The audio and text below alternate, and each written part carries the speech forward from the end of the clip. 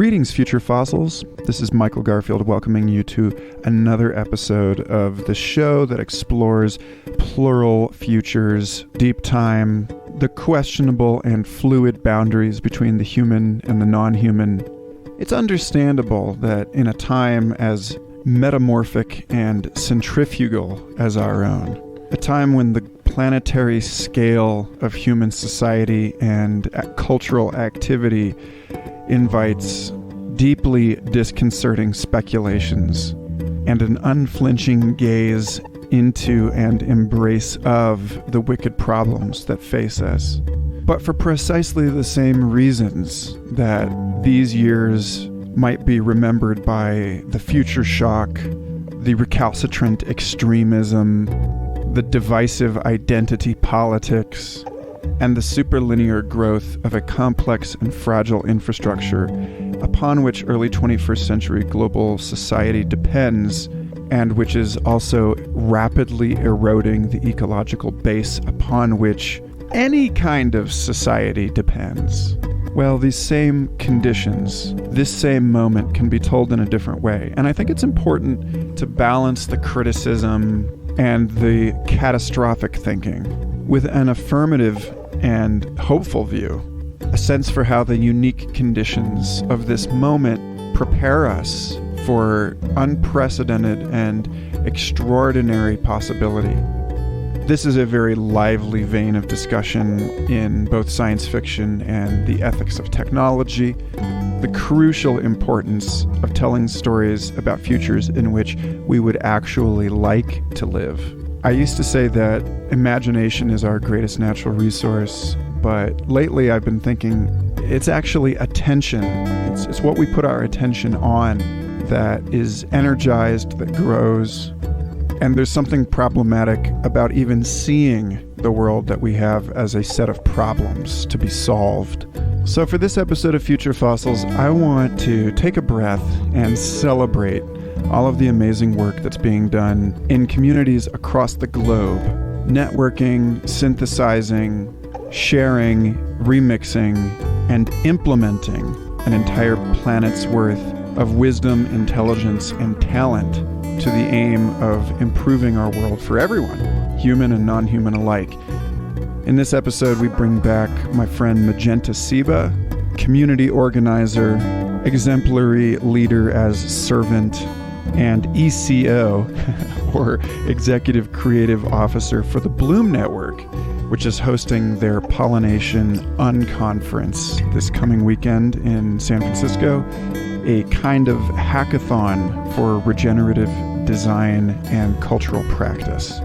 Serving in the way she does, Magenta has become a kind of living repository of inspiring ideas and examples of how people are already, right now, as you listen to this, working to restore everything that humankind has exploited, over-harvested, taken for granted. We're at the beginning of what seems to be a centuries-long project of leaving the world better than we found it. But of course, some of us have been at that project for millennia, uninterruptedly. As with all futures, some of the best futures have been lingering here, unannounced or undiscovered for ages already. And in this sense, I see my work and Magenta's as deeply aligned, just doing our part to help people with good ideas get those ideas to everyone who would benefit, to serve by weaving as a new planet-wide ecosystem of best practices emerges out of the chaos and confusion of the decline of late capitalism. Magenta is a marvelous human being, and I'm excited to share this with you. But first, I simply want to thank new Patreon supporters Russell Wilkerson and David Campbell for joining the Future Fossils Book Club and availing themselves to the cavernous repository of exclusive rewards I have for Patreon supporters. A deep and sincere thank you to everyone who has been supporting me and this show on Patreon. It's helping me keep it independent. It's helping me find the time to do this amidst my numerous other jobs. It keeps this show free of advertisements. And crucially, it means that I'm not beholden to playing the social maneuvering game of so many podcasters, trying to get celebrity guests on the show and grow their audience. A listener-supported program means I'm able to maintain total integrity for you in picking out the guests and the discussion topics that I think matter, not just the ones that'll score a bunch of extra listeners. If you'd like to support the show in some more fleeting and ephemeral way than a recurring monthly donation, I have hours and hours and hours of pay whatever you like music available at michaelgarfield.bandcamp.com, or you can donate to the show on Venmo at Future Fossils. Thank you so much for listening. I'm really excited to share this conversation with you, which really is just the very tiniest tip of the amazing worldwide community of communities that is the Bloom Network and the wisdom, intelligence, and creativity that it carries. Give it up for Magenta Ceiba, and I'll see you next week.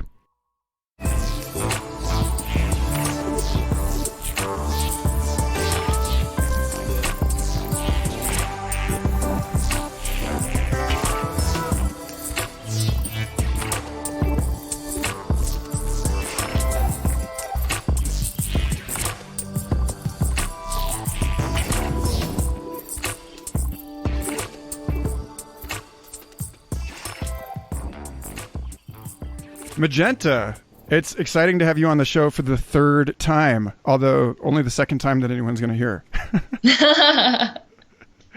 So we had this, this is actually kind of an old theme on the show, that we have lots of lost or renegotiated recordings. And, I think that both of us agree that this is a conversation that was full of so many excellent ideas, but it could have been had much more efficiently than our last call, which was like half personal catch up. So it's a pleasure to have you back on the show. Thank you. I'm happy to be here. And I was so happy to catch up with you. It had been a long time, and we both had a lot of things that changed in our lives and our kind of work and cognitive and art lives as well. Indeed. I think the right place to start this is simply by vocally admiring how far you have come since we met, and how awesome it is to see you step into these positions of leadership and to watch your role within the Bloom Network do what it does, namely bloom over the last few years, and to see you in such a position of service to this international network of badasses. So why don't we start there? What exactly do you do for the Bloom Network, and what is the Bloom Network? Sure. The short version is I'm pretty much kind of our back-end engineer, kind of our back-end systems engineer, which maybe I'll explain in a second. So Bloom Network is basically an international community of what we call regenerative culture makers.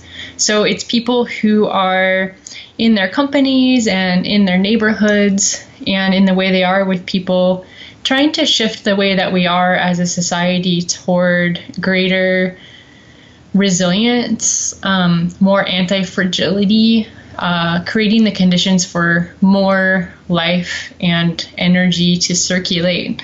It's kind of helpful to think of it maybe as the opposite of extractive cultures, where you're kind of taking more than you're putting back in, or where your company is kind of set up to siphon resources and money upward toward kind of structures of inequality. And we're kind of seeing the really intense consequences of that process across the whole planet now. So we've really, for the last 10 years, been preparing. We host events locally to help people form solidarity networks across different social movements and kind of different industries who are starting to adapt how they work to be more friendly to life on Earth and more socially equitable, and this kind of thing. Because a lot of the tools that we need today and practices to rebalance our systems and to come into better balance with ourselves, our health, and the health of our ecosystems locally they're all there across the whole planet. And it's kind of like they're just not evenly distributed. Like, it's kind of hard to see that they're there unless you have kind of run into it. And they're kind of there in little subculture pockets. And some of those subcultures kind of developed in a particular like aesthetic or political bent that doesn't really translate to the large number of people that need those practices. So, for example, people who are doing permaculture or, say, restorative justice, which is a practice of, instead of putting people in prison, you do like a community-oriented process to kind of resolve the harm that was done and make sure everyone in the situation has what they need and has better outcomes. It's way cheaper. I'm shocked not more people know about it because it is like, I don't know, 10,000x better of a way to approach things. And so really the function that we serve is to help more people find practices like that and provide a platform, both in person on the ground through events and also through an online infrastructure of communications and relationships that we maintain through like our rhythm of video calls. And we're starting to get our kind of messaging and storytelling dialed to help, circulate information and resources locally and internationally so that we can adapt to things like climate change and migration and extreme income inequality. Because a lot of these initiatives that are working on this stuff are really strapped for resources. Like I said, they're really marginalized, hard to find. In some cases, actively combating oppressive forces that are bearing down on them. And so our function is to kind of short circuit the way the system currently works that kind of suppresses all that stuff and directly support each other and increase our capacity by building stronger networks of resource sharing, information sharing, supporting each other, lifting each other up, forming regenerative relationships with each other. And so really my role is I'm kind of like it's helpful to visualize it as like I'm kind of on walkie-talkie with people, with community leaders all over the world who are working in these different movements. The local Bloom chapter leaders are kind of like medicine people in their cities in a certain sense. Like they're really deeply listening to the ecologies where they live, the different cultures of people who live there, and the different kind of structures, and then kind of tuning in and producing events that help people kind of restore right relationship with each other. And it's really hard to explain exactly what that's like, but it's like a really beautiful experience of a common space and healthy community. And so we're really kind of just lighting the fires again since we separated from our former parent company, Evolver. And so yeah, in some ways, it's like the beginning of what we think of phase 2 of our work, because we've really been around for about 10 years, just previously organizing under a different name. That's actually a really important point to bring up, I think, because what's in a name? And, there's something about the time, you and I met when we were both part of this Evolver network and really, active in the Reality Sandwich website community that it was attached to. And both of us have been affiliated with a number of different orgs back in that time, like 2007 to 2012, that I look back on those orgs now as thinking that they were really trying to, quote unquote, push the river. And that the very notion of an Evolver network, that it's somehow seeding some sort of potent evolutionary change, that it's, avant-garde, or about, it's on the prow of this international evolutionary regime change. I look back on those and it seems so foolish to frame everything in that way, as though, there's as that we're like rescuing the world, or, that we're providing solutions that people don't already have. And I know that wasn't precisely the rhetoric of Evolver, but so many of the people mixed up in that were talking that way at the time, whereas it seems as though now there's a much healthier framing around just catching the change as it happens and integrating it and getting the good innovations to the people that need them. And it's more like running one of those old phone switchboards than it is like actually catalyzing anything in particular. Am I making sense? You are making sense. And I would honestly say, I mean, I don't think this was visible at the time, but there was a huge conflict pretty quickly between the local organizers and the people controlling the messaging in New York, like the people who were technically the headquarters of the company. Basically, the local chapters like self-organized. They were meeting each other online, and they're like, hey, let's get together in person with each other. And they kind of self-started their network with a donation from Sean Parker. But I'm not sure the New York guys like knew what to do with that entirely and like how quickly it scaled up. So we were the whole time trying to tell them like, hey, the way you're messaging is really problematic and damaging, and you're directly saying things that are like, kind of achieving the opposite of what you're trying to do. And your messaging is racist and classist, and there's a lot of really intense misogynistic and sexual abuse stuff happening. And this is not okay. And yeah, I mean, I probably don't want to go into that too much right now, but that the messaging that was coming out of the company in terms of through the channels was not really what was going on in the network on the ground.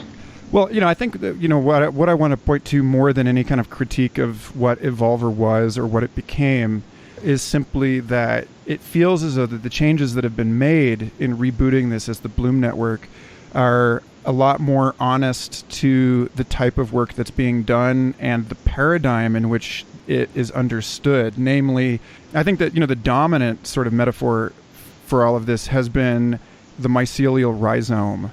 And even beyond sort of the grassroots networking, it's this notion of global, biomimetic, distributed, decentralized, and emergent in that respect, and that there's something a lot more horizontal and a lot more ecologically inspired in thinking about it in terms of, the old Chinese adage, let 100 flowers bloom, than in imagining that we are sort of doing anything to precipitate what most historians would recognize as something that is so vast and so complex that there's no way that we can point to any group of people as having been the cause of it. So at any rate, I would like to spend most of this call with you digging into the various ways in which regenerative thinking and design are manifesting. You listed a couple at the beginning, but I'd love to click on that and open it up, as it were. Sure. So I guess the first thing is, how does this thinking manifest in these different terrains? And one of the first and most interesting, I think, in terms of trying to organize this conversation in a meaningful way, would be to talk about the software development projects that the Bloom Network is taking on, and how the way that those projects are coming together is an expression of this kind of thinking. Oh, yeah. I can do my best there. We're actually we're producing a hack-a-thon in San Francisco next weekend, August 17th and 18th. It's called Pollination. And we'll be doing, I think, a full-on roadmap after that. But I can kind of explain what's happening at the moment. So we ideally would not like to take on building out the tools ourselves. What's kind of happening is that there are different crews that are building different pieces of critical infrastructure for this more decentralized network, multi-entity, community-owned, in a lot of cases actually cooperative, ecosystem of initiatives and organizations and businesses and freelancers and everything. So a few of the critical pieces of infrastructure So there's these things called DAOs, or decentralized autonomous organizations. They are possibly more aptly named smart organizations because they run on what are called smart contracts that automate permissions and the execution of contracts and financial transactions and stuff like that. And so there's a few, and this is happening on different blockchains. So Ethereum is the tool that we're probably going to get set up on is called Aragon. It's built on Ethereum, and they're building the world's first what's called digital jurisdiction. So that means the companies that form there are digitally native, and it's possible to distribute money and make decisions across different countries very quickly and efficiently, and with higher fidelity of kind of deeper wisdom in terms of how voting. It's possible to do voting in the blockchain with like much more sophisticated permissions and kind of allocation structures. Without getting too much into the details, there's kind of a primer on our website called What is a DAO, DAO, that'll give you kind of an intro. So that this is basically enabling one of the I don't want to quite say breakdown, but one of the changes that's happening in organization and company structures as it becomes more possible to work from home, and as we're pushed into the need to collaborate across different organizations and different sectors. So for example, corporations and nonprofits and grassroots communities are often needing to collaborate because of the severity of the environmental situations that we're starting to face. And also with machine intelligence and everything, there's just a technological advancement that is pushing the limits of how our kind of siloed entity structures have arisen over history. In terms of, dominant kind of colonialist structures, but that's a separate topic. Aragon is a thing. There's a couple other companies that are building what's the other company's name? Starts with a C. Colony is another DAO structure, but it's basically what's happening through Bloom Network is we're actually weaving together the business models of these different regenerative crews that are coming together. And so you're able to almost like automate how the finances get sent in those structures. And like I said, through blockchain and cryptocurrency, the transaction is nearly instant. Whereas if I send a wire to Australia, there's at least 3 days delay, I think, and there's a pretty high fee. And so it's way less expensive to do it through cryptocurrency. It's instant. You can do it to places that don't have banking infrastructure, which is actually a lot of the world. And it enables kinds of freedom and political resistance as well, because it's possible for a lot of those channels to be encrypted. So that's a kind of a separate topic. And sometimes I describe my role with Bloom Network as a very strange version of a security person, both because of the kind of political activism things, but also in terms of like community structures and how do you build organizations that are resistant to power abuse. And I think that's what it's interesting, like it was really valuable what we experienced through Evolver, because we saw just the normal patterns of companies, honestly, and like leadership infrastructures, and kind of learned, okay, how we spent like 4 years designing, how do we build a structure that enables the right kinds of leadership so that Indigenous people's leadership is included and listened to, and so that the bioregional wellness of a region has primacy over a company that theoretically could destabilize that. And how do you set those kinds of like permissions and then the cultural things in place? So like how do you address when a conflict comes up in community in a way where you address it head on in the moment? And if if a person, it's some kind of trauma they have coming up, you have the healer support that they need to move through that. Or if someone's, just has like blindness in terms of how they are being abusive or oppressive, you have the community tools to unpack that together and, take that person aside and kind of help them come into good relationship with community without being culty about it. So that's a couple of the things. There's another tool we're looking at using called Profinder, which is a software that uses augmented intelligence to efficiently match expertise across different disciplines. So it's usually used within one very giant corporation to match talent across departments that might not be talking to each other. So if they're like, we need this super hyper specialist to work on this project, our division here in this other city has them on this project, and the AI basically learns over time from the skill sets that people have to match, like, oh, you're looking for X, and we realize you probably don't have the vocabulary to know that in this person's language, that is actually B, C, and D. So we're going to add those search terms to the system for you so that you can find it, which I think is really interesting. And so they made an open instance of that called Global Change Collective, where they're like, oh, hey, this would actually be, they're a bunch of surfers, like the guys who run the company, so they really care about the ocean.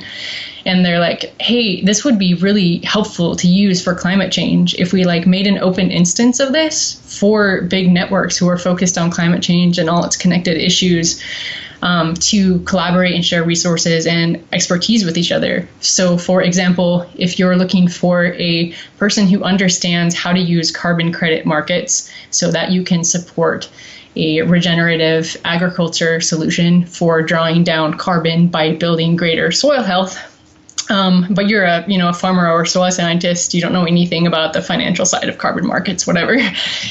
So you can find in that system that kind of match. And it has a lot of dials and filters, so you can look for people, to actually pay them and hire on, or you can look for a volunteer or just like a one-off advice, that kind of thing. So that's an interesting communication tool that we'll be using. We also use Zoom, so regular Zoom calls as a whole community, and then it's kind of sort of like an ongoing unconference where people can schedule panel discussions with each other. So, for example, if you're looking for business models for open source software projects that are, sustainable and support the team, we can do a panel on that and help people learn what the best practices are. Or we could have a community conversation about something, or a training on decolonization. What is that? Why is that not a metaphor? Stuff like that. And the kind of those calls help a lot of networking and partnership building and coalition building happen. It's pretty easy, lightweight way to help people kind of self-organize. And we've been kind of straying away from doing something like setting up a forum or having a social network in the way you usually think of it, partly because those structures tend to enable either shallow communication and or we just don't have like the paid staff power at the moment to moderate a forum because of the like wide range of types of people who show up. We really need moderators because like conflict can come forth because of it's just like bringing so many different kinds of people together in a room, and then text communication just makes it tricky. So one of the ways we've been designing I don't know if you call it a social network or a mobilization network. We don't know what word to use yet, but it's more like person-to-person, self-organizing, peer-to-peer, and across these different entities and tools. So there's a crew on Aragon. Aragon itself has this like really interesting decentralized entity structure where they have different project teams building different pieces of their thing. And those teams are also in the Ethereum ecosystem, often working on another project too. And this is similarly how Bloom Network works. Like our programs are usually run by a collaboration of 3 to 6 teams coming together to build a thing.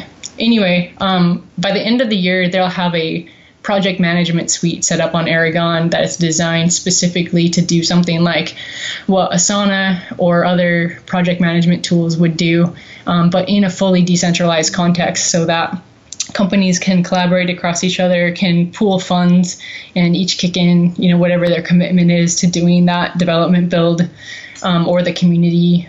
Some other totally unrelated community could be like, hey, we want to support this. We're going to put 30 grand in.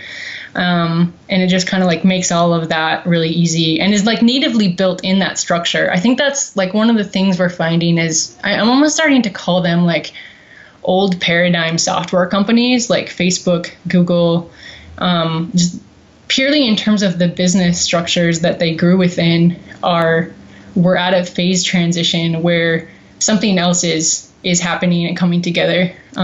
So yeah, that's end of rant on that.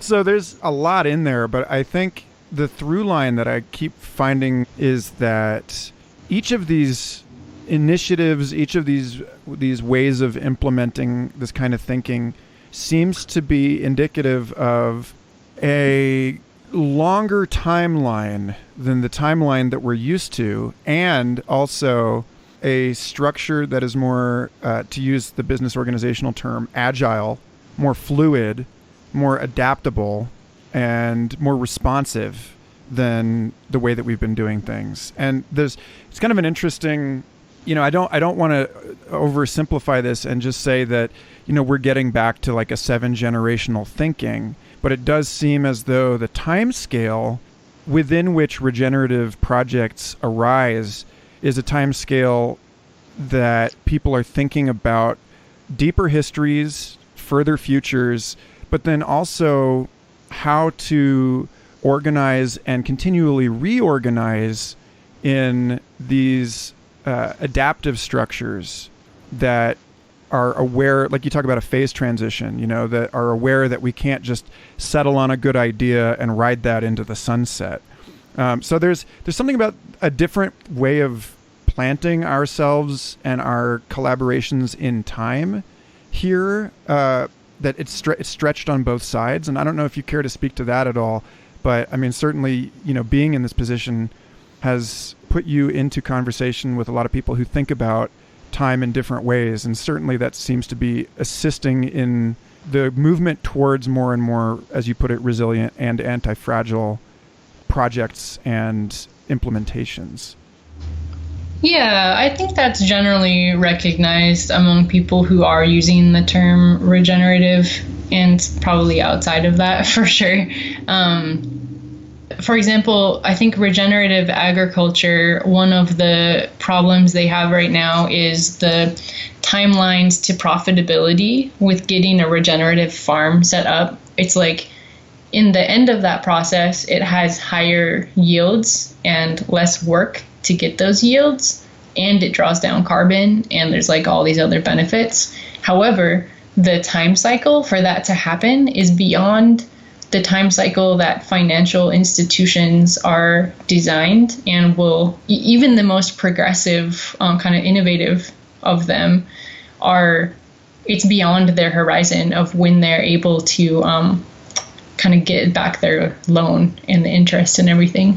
So I need to touch base again with Gregory Wendt. Hopefully he's still coming to Pollination, but he's a friend that I know. He's actually one of the original founders of Revolver way back when it was like a print magazine and a kind of loose idea for a sustainable business network. But he's been working in the regenerative. Basically, there's a bunch of like finance experts working on that problem in the regenerative agriculture space, because they think that that is such a good place to aim as a carbon sink, and it solves this whole stack of social problems actually, that they're trying to figure out how to direct. I think it's something like $3 trillion. I can't remember the amount, but they have like done those calculations of like what's needed to do the scale of that piece of what's possible to help draw carbon down and rebalance the biosphere.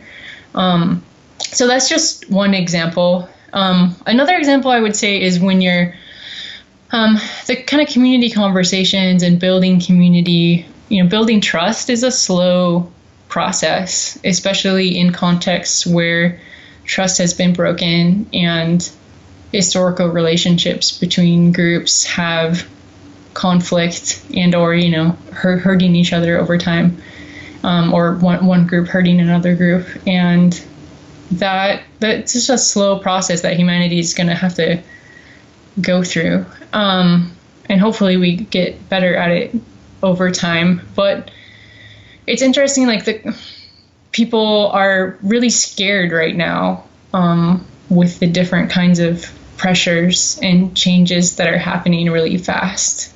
And a lot of people are under a ton of economic stress. In the US, the financial situation for, I think, most people here is pretty gnarly. Hand to mouth, can I pay rent? If something happens, I'm SOL. Like the stress levels of that are really intense, and then all the disasters and stuff. So with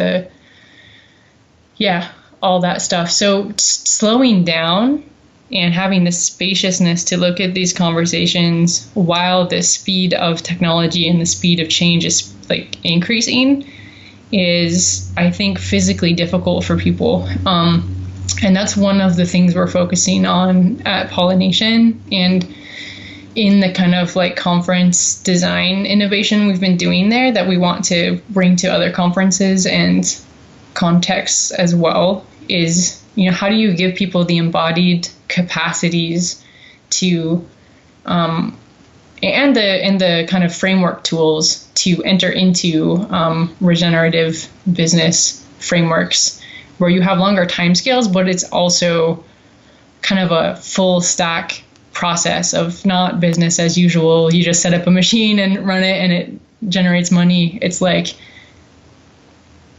thinking through all those factors, having the complex systems design conversations. It's a learning curve for people. And the arcs of timescale are longer. I really think Bloom Network itself is a 100-year game. It's almost, honestly, it's like a moonshot, 100-year moonshot to like rebalance the planet and help less suffering happen. And really it's almost like this political activist thing on my end of holding this utopian narrative of it's possible for it to be like this. Like our architectures can be made of living materials, and our whole infrastructure for building doesn't have to be toxic. I think the building industry is like the second, I think that's the first most polluting industry on the planet, and second is textiles, and then military is, I think, usually not accounted, but it's also a huge polluter. I don't know where that puts it. But it's possible to even just building, like do that completely differently. You can use hempcrete these days, which could be grown locally. Concrete is like really carbon intensive apparently to produce. There's a company that makes kind of like I forget what it is. It's like a machine retrofit and automation system for running energy more efficiently. I think it's actually the motor or engine in a building that greatly increases energy efficiency. You can make net zero buildings. You can make net positive buildings where they actually produce more energy, and that can be sold back into the grid and be a revenue stream. You can have closed loop cycles of like water and aquaponics and like permaculture gardening in and above and near a building. And I think these would be like healthier habitats for people. I actually came across a guy, his name is Bobby Fishkin. His crew is called Crowd Doing, and they're doing this really interesting impact research project with the plan to eventually implement it, of doing, I think it's called biophilia, and they're looking at living walls inside of hospitals. So having plant walls, and they're like running all the statistics on how it improves patient health and well-being and outcomes of cases and things like that. Yeah, that's a beautiful example of reaching deeper into our history and receiving rather than pushing, where it's like we seem to be as a species coming around after, Italian futurism and all of these other movements that were so preoccupied with completely redefining the world on our own terms. And we're coming back into a receptivity to working with things as they are, working with the human body and our nervous system that was evolved in a particular setting, and accepting that we only radically change the environment to which we are adapted at our peril. So the biophilia, living walls in hospitals and apartment buildings and so on is a really great example of this. I want to loop back around to the restorative justice thing as another instance where it's clear that taking a multi-timescale approach is really beneficial here. That working in that way with a sort of fractal understanding of different layers of time and the way that those layers play out together.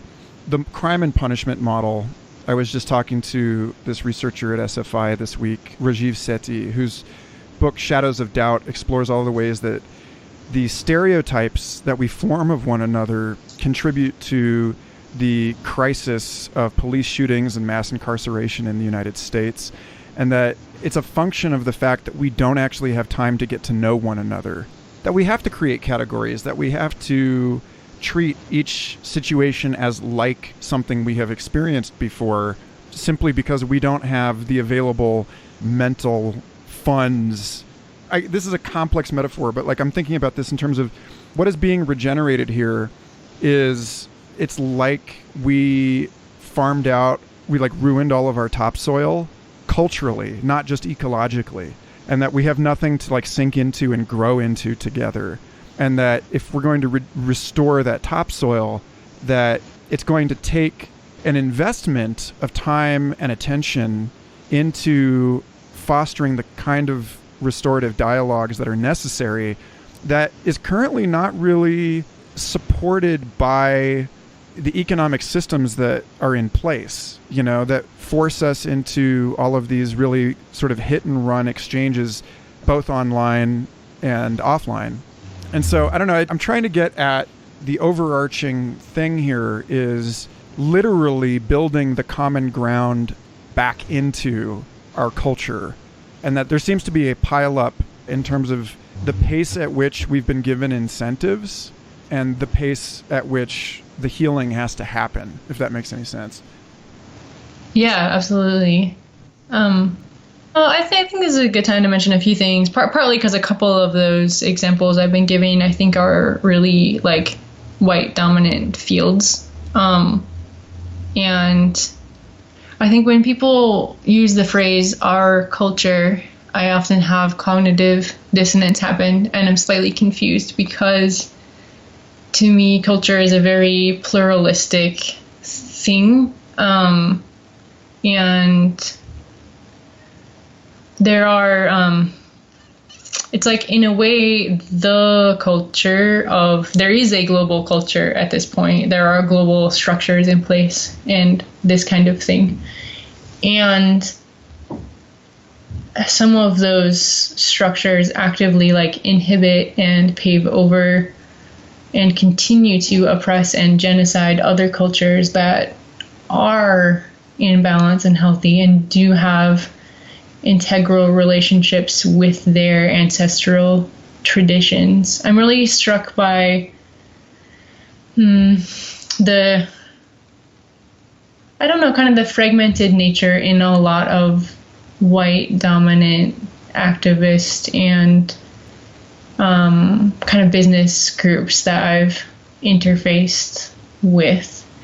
There's a lot of really incredible organizing happening. There's this group in Boston called the Ujima Project that is, I think that it's kind of like an investment and community business support network for people of color-owned businesses and also housing. They do community land trusts to make permanent affordable housing. And that's an example of a community kind of self-organizing to make their situation solid and doing a great job at it together. And I don't know what it looks like in the end to kind of, a few threads. I know some of the healing white folks have to do is the degree to which our connection with nature culturally was completely decimated by people who grabbed power through the church and used that to burn all of the medicine women. and systematically wipe out our natural medicine traditions, however you think of it. And that's pretty heavy for people. It's pretty invisible to most people, honestly. There are some people who kind of advocate that, all the yelling that we're doing at white people being white supremacists and being such like disconnected, oblivious people. There are some people who advocate that one of the reasons that, or one of the things we could be doing to dismantle that is making sure that white people have more information about decolonization and trauma and the ancestral trauma and disconnection from healthy community structures, from continuity of ancestral relationships of longevity and these more like decentralized, horizontal, like consent, more like mutually consent kind of relationships. Like Europe, there's a point in Europe where political colonization happened, whereas it used to be that you were tried according to the cultural laws of what culture you were from. So if you were traveling and a altercation happened, you were tried according to your cultures, like. And I don't know how that worked, like logistically, like who had that information, who knew that? Yeah, I guess that's just like something I read at some point.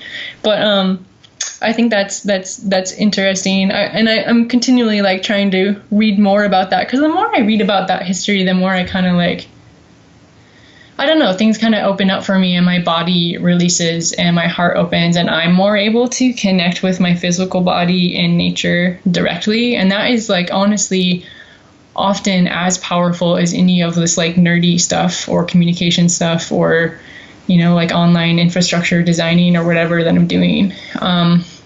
So that's something worth mentioning. And then, I don't know what cross-cultural like healing and balance and reciprocity looks like in the long term. I think like the best we can do is practice that locally as much as possible and be kind and listen to leadership from people of different cultures. Come together as we can and as is requested. Those are a few of my thoughts there.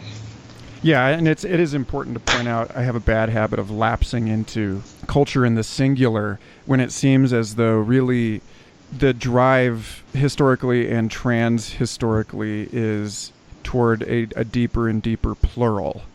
And, I've had to wrestle with this over the years about, this desire to, the residue of the language around coming together and establishing unity, or reestablishing unity.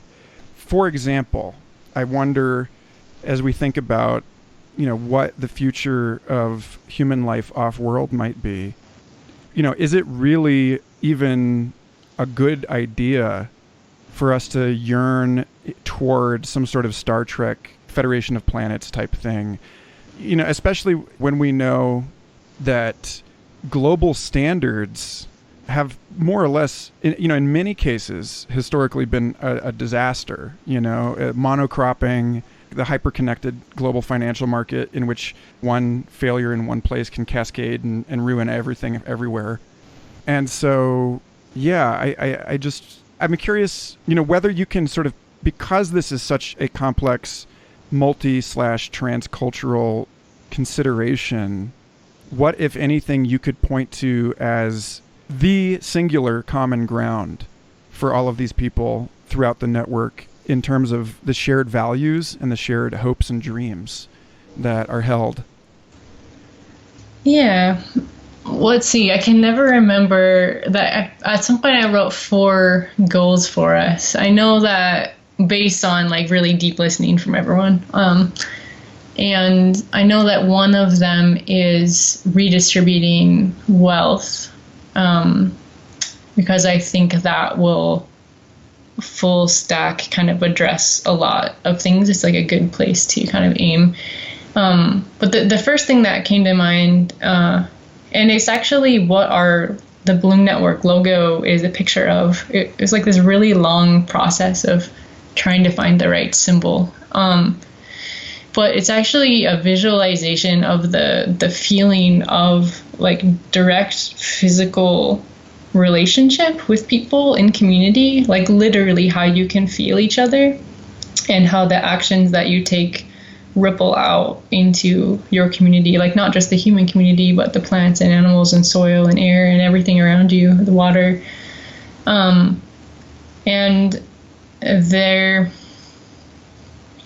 I think there is a shared harmony or intent for that in Bloom Network, in coming to a place of hearing each other and feeling each other in that place, and having reciprocity and respect and symbiotic relationships. So recognizing the I want to say the word pattern in that. I don't quite know how to explain it, but of nurturing life together, of nurturing one another, and being that way in community. I think that's a really high leverage point, and it's just like a a physical and kind of like way of being sort of thing, but in societal structures that have so many walls and barriers around people being together in that way, or corporate or governance structures where our whole body and our relationship with the ground is not like acknowledged and honored and designed for and included and cared for. That is one of the big flips that needs to happen. I think that's maybe like one reason why it's so hard for us to kind of talk about Bloom Network and what's really going on there, because it is like in a way just like a very physical like community relationships kind of thing, and like abstracting that is hard. So whose perspective is unwittingly missing from this conversation? If, obviously and rightly, you're sort of uncomfortable abstracting on behalf of the entire network. How do we compress, or is compressibility even desirable here? Yeah, I think that's really helpful for me to hear you say that, because more and more, I think we're about to kind of switch the lights on through Bloom Network of, like, the point the whole time has been just to, like, release the potential of people to speak directly through it. It's not like we're just trying to platform a few thought leaders or whatever. It's like we're just building an infrastructure for people to communicate with each other and share resources and share love and art and nurturing and inspiration. And because culture, like the way in which we sometimes use that word, like monoculture, maybe like pop culture and stuff, it could be so much more interesting and fulfilling and loving and beautiful. And there's like so many infinite ceilings we haven't even explored yet together, arguably I don't know, maybe in the past and in other timelines and stuff. I have met Shipibo people who they definitely go to places that I one day would love to learn Shipibo so that I can even enter into that conversation a little bit with them. Yeah, I mean, I just want to segue into like how much indigenous languages are freaking awesome. And if you can hear them and hear the native people near you speaking their language, like oh man, that's so awesome. I love listening to other languages. I love listening to other people's voices and perspectives, and like that act of listening to each other rather than talking at each other or trying to make each other act a certain way through our agenda, like that the act of receptive listening and having social structures where we are audible to each other in healthy ways. I think that is my answer to your question. Well, that kind of obviates the question I normally end this show with in an interesting way, because ordinarily I end by asking how things might change for you if you take the future as a given, as a real thing, as a thing that exists, and therefore the people in it are not just some sort of abstract possibility. but are present in the way that, the ancestors are present in this conversation? And how does that change the conversation? Normally I ask folks, like, what might they say? But it does sound to me like you'd be more inclined to listen. I don't know. What do you think? Oh, I like that. Yeah, there's actually there is a practice called constellation therapy, and there is a version of it called systemic constellation. Very few people practice that, but I think they're mostly on the East Coast, the Northeast of the U.S. So far. But one of the things they have you do is you pair up and embody. The person is, I think, your grandchild, and then I think you trade, or you go around in the circle and pair with a different person, and then I think you just stare at that person and then experience what your life with that person is like, kind of like your future ancestor. And it's totally silent, and then you talk about it afterward. But just FYI, that practice exists. Yeah, that's fun. I mean, that makes me also think about meditating on that, I guess. So kind of supporting myself, because this work is really, really fucking hard and intense and big. It's a big load. So I think that, and for any of us, this transition of really feeling the planet, the whole planetary body is out of balance. I don't think we're used to tuning in quite like that and under stress. But yeah, it's helpful to think about a time in the future where, children and my peers and family, whatever that looks like, are healthy and thriving. And kind of connect with that as a support in a community, almost like a trans time community, to help anchor myself kind of outside of fear and know that I have that. I don't know how to describe it other than solidarity with the possibilities of being in right action now. Well, I'll take that. That's a great answer. Where would you send people who are interested in learning more, or who would like to get more involved? Let's see. So Bloom Network's website is a good resource. Within a month or two after Pollination, it's going to be a much more robust resource. We'll have a lot of our wiki fleshed out and stuff like that. So bloomnetwork.org is that URL, and you can find there if there is a local Bloom chapter near you, or you can contact us to start one. You can email us at community@bloomnetwork.org, and you can do that on a really easy basis, just like potlucks or something more elaborate. And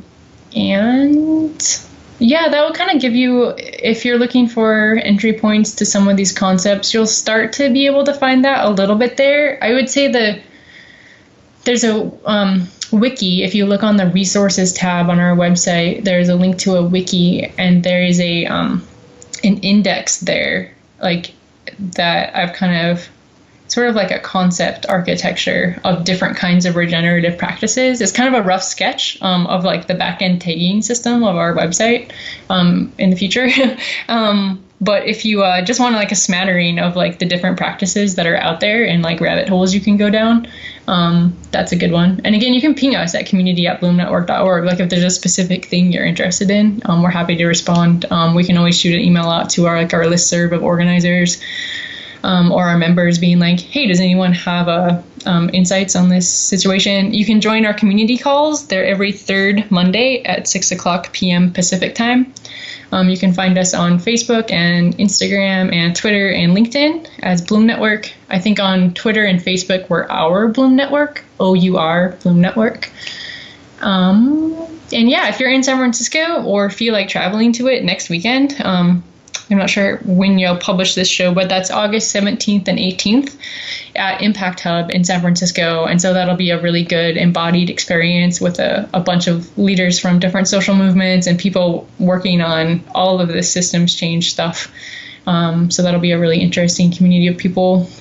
And yeah, just really encourage you in your local town as well to kind of step outside of your comfort zone and listen and learn and look for what's going on. Because like the best things we can all do right now is, you know, community gardening, if that's available to you, or people in your town do that. It's a really good way to like meet really solid community and really real people and kind of reconnect with that. If you're feeling kind of urban or suburban kind of disconnection or isolation, that's like a really good entry point.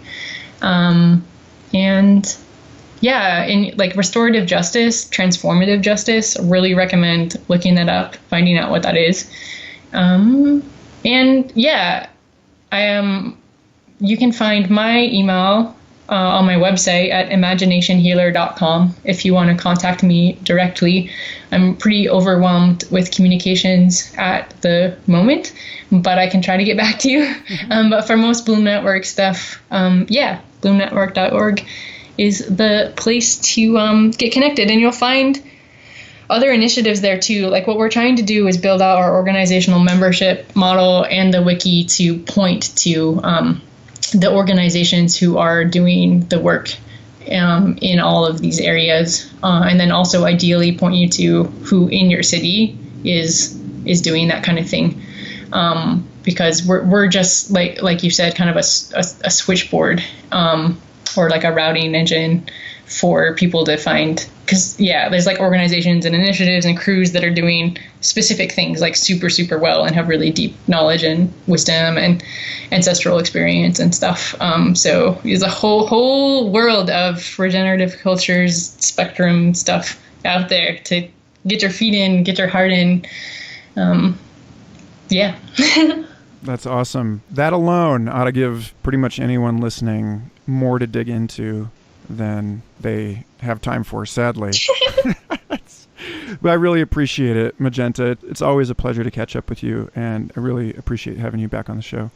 Yeah, really nice to talk with you too, Michael. Thank you for the opportunity. Yeah, and good luck with the conference. It's really exciting, and I look forward to seeing what fruit you grow on that tree. Thank you. Much love to you and your family and your little one. Oh, yeah. Thanks for listening to Future Fossils. This podcast is a part of the MindPod network, along with numerous other excellent programs. Go to mindpodnetwork.com and subscribe to them all. If you'd like to help support Future Fossils, consider giving this show a 5-star iTunes review or sharing it with someone you think might appreciate these conversations. For more episodes, show notes, copious extras including music, art, the Future Fossils coloring book and book club, and more, visit patreon.com/Michael Garfield.